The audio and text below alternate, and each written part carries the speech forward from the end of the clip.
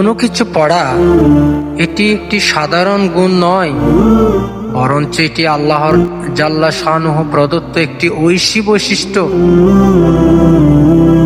আল্লাহ রাব্বুল আলামিন পবিত্র কোরআনে ইরশাদ করেছেন, ইকরা বিসমি রাব্বিকাল্লাযী খলাক খলাকাল ইনসানা মিন আলাক। আল্লাহ রাব্বুল আলামিন এই আয়াত কারিমাটি অবতীর্ণ করেছিলেন সর্বকালের সর্বশ্রেষ্ঠ নবী মুহাম্মদুর রাসূলুল্লাহ সাল্লাল্লাহু আলাইহি ওয়াসাল্লামের উপর। সমস্ত মুফাসসিরিন ইকরামের মতে এই আয়াতে কারিমাটি অবতীর্ণ হয়েছে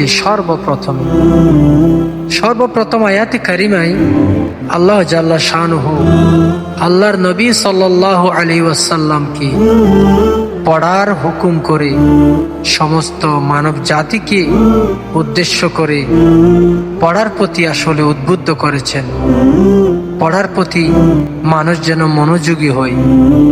জ্ঞান অর্জনের সূচনাটা শুরু হয় আসলে পড়ার মাধ্যমেই।